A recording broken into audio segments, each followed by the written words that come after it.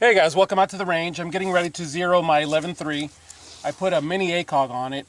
I was having some issues with the RMR that was on it. RMRs just really don't seem to have, and it was a Type 2, I can't seem to get the fine level of adjustment that I need out of that thing. So as painful as it is to put it in the safe, this works, and this works extremely well. I've got a target set up at 100 yards. Not the white one that you see, there's a black one just to the left of it with a tan circle on it, only because I had tan paint. So anyways, I'm gonna do a group of 3 versus the group of 5, because I've been doing this long enough that I know that I can get a decent amount of I can get a decent aggregate of where I am in accuracy out of 3 rounds instead of investing 5 rounds into that. I'm shooting Black Hills ammunition. 223 55 grain soft point match grade ammo, because that's what this gun is actually gassed for. And actually that's kind of bright. I keep a piece of tape on this side of the ACOG specifically for this purpose. This ACOG runs off of a fiber optics bundle, and they tend to get really bright really fast. So what I do is I keep some Gorilla Tape there and basically tape off the fiber optic bundle, and it dramatically reduces how much light is getting into the ACOG.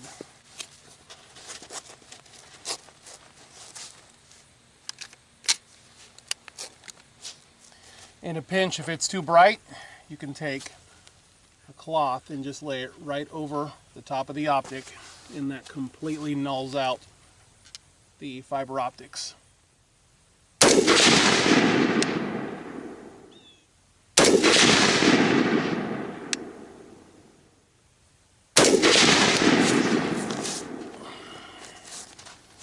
Now, I take my Armageddon Gear Squishy. This is the Coke can size one. I got that from Tom Fuller back in, let's see here, when was that? Back in 2012, I think it was.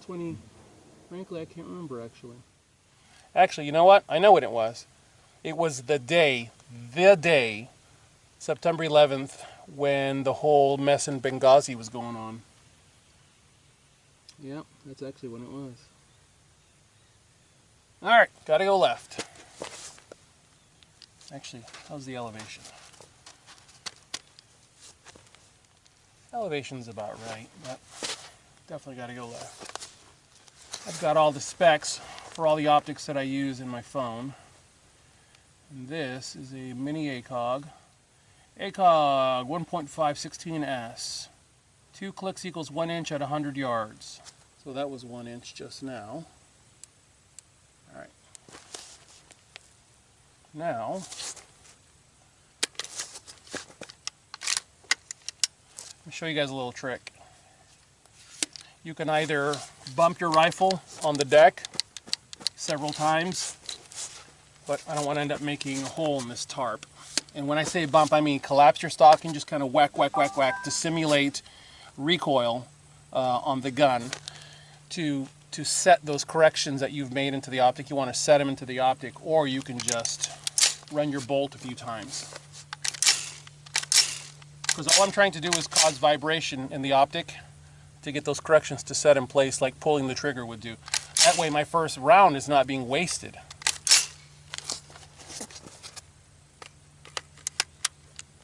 Oh, and I have to cool the gun. Alright, it's been long enough. The gun should be cool. You're welcome, I saved you that time.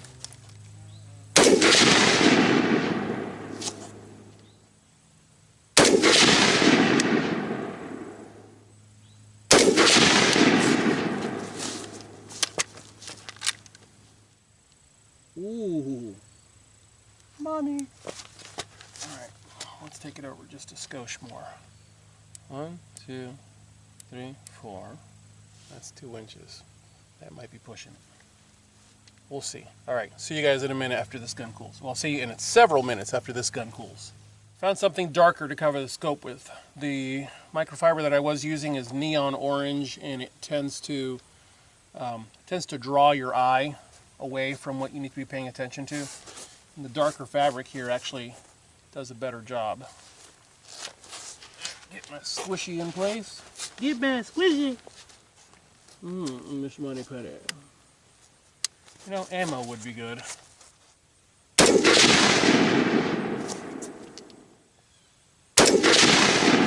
Ooh, that's hot. You know, guys, I like these mini ACOGs because they are ACOG crisp, but they weigh a fraction of the weight of a full-sized ACOG. All right, that's 3. See, I was right. I was right. I went over 1 click too far. Yeah. Let's go back. Should we go 2 clicks? Let's go 1 click. And let's go paint the target. See you in a bit. All right, guys, almost there. Oh, and you know what? Totally forgot to say this up front. I know somebody's going to ask why I'm not wearing glasses, shooting glasses. Precision shooters know why I'm not wearing glasses. Those of you who don't know, it's really simple. If you're wearing glasses, you could potentially end up causing a distortion of the image that you see because, where are my glasses? Well, instead of looking through the lenses like this, you end up looking through the lenses at an angle, turned forward, and it can actually skew what you're looking at. And even though this is not a magnified optic, this is a precision optic, and by not wearing glasses, it reduces the chances that I'm going to end up messing with the image that I'm seeing through the optic.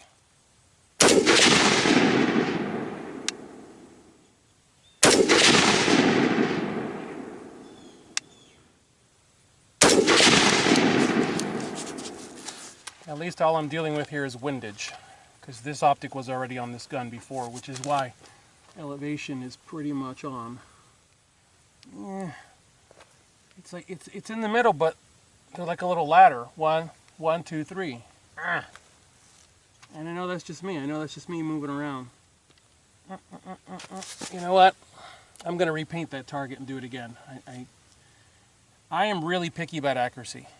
Even though this is a tactical gun with an 11.3-inch barrel, if I do my job now and take out as much inaccuracy out of the weapon as possible, then should I ever have to pull this trigger for real, I have, and by the way, the bipod won't be on this gun. The reason the bipod is on this gun, in fact, I zero a 7.5 with a bipod on it. The reason that that Magpul M-Lock bipod is on the gun is that it immobilizes the gun. It allows me to load the bipod forward. You'll see how it bends just a little bit. It allows me to load the gun forward and then rear bag the gun.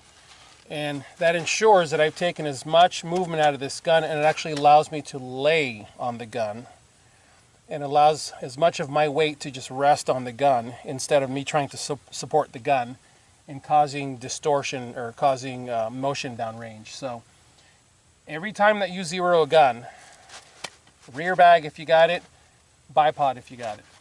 So I'm going to let this cool and I'm going to go paint that up because I really want to make sure that I'm seeing as precise a picture as I can. I'm shooting, if I haven't said it already, I'm shooting Black Hills match grade soft point, and this is a hunting round, so it's designed for accuracy.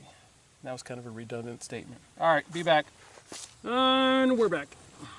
Hopefully this will be the last one. I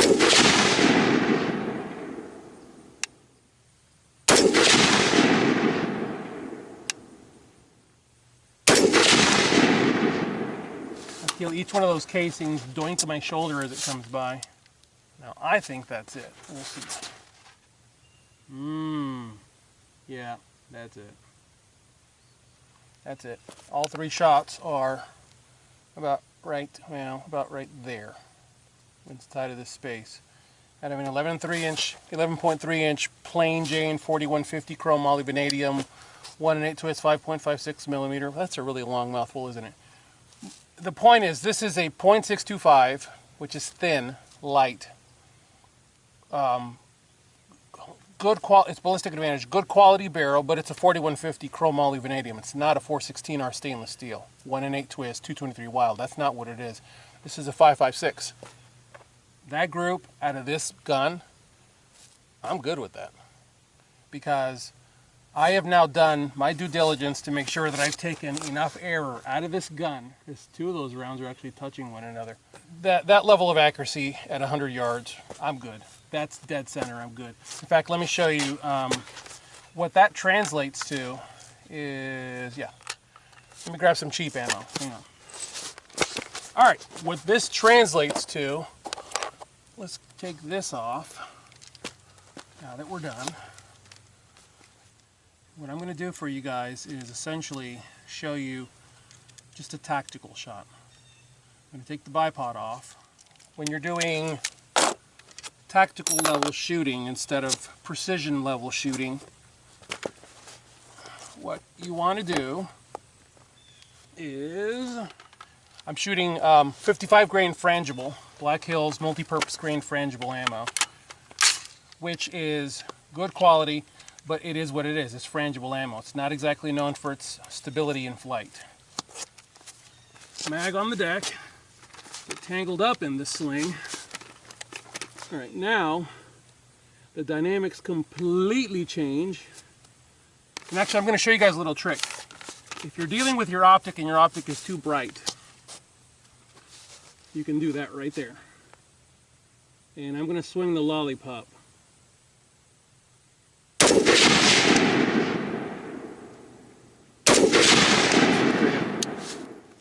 At a certain level, I'm giving up a little bit of accuracy by hanging onto the top of the gun like this, but it is what it is, because I got to cover that fiber optic. That lollipop is, there's a swinger, there's a hostage taker swinger on that target. It's a 6-inch circle. With the gun wibble wobbling and me holding onto the optic to cover the fiber optic, I was still able to hit that thing. Because I've done the job of immobilizing this gun ahead of time with the bipod, doing everything I needed to do to treat it like a precision gun, so that when I asked it to do basic tactical work, it would do it exceptionally well. So you know what? Out of this, I would say tactical tools, whatever, okay. This is a cheap Bushnell, and I do mean cheap, Bushnell, I think it's a 10 power. You can tell it's cheap because it doesn't even tell you what the heck it is. It's a 10 by something or another, can't make it out. I've had it for years. It's a great spotting scope. It does its job. The bipod is a Magpul M-lock, and I take the first M-lock off and I essentially run it at the very, very front of the handguard. So it actually runs out here, and it isolates the gun as much as possible. And it ends up giving me the ability to deliver really accurate hits.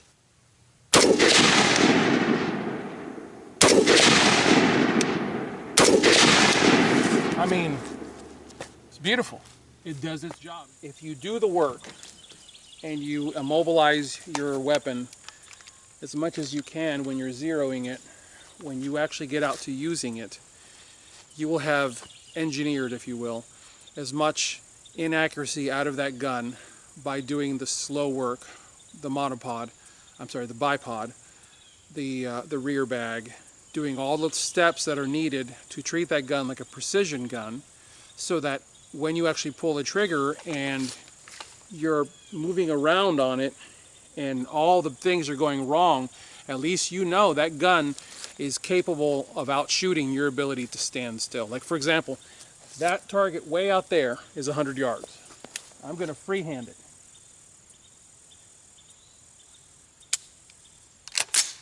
Well, at least I didn't jerk the gun, right?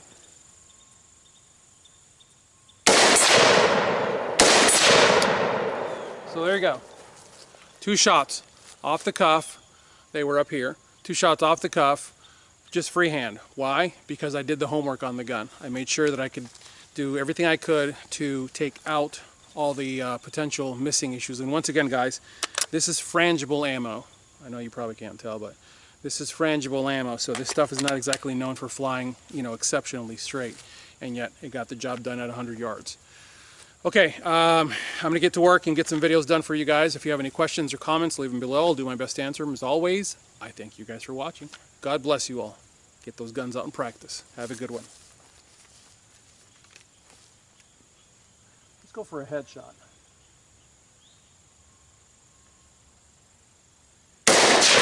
Oh, come on.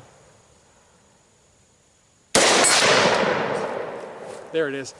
As the dot came by, I saw it. Bing. Have a good one.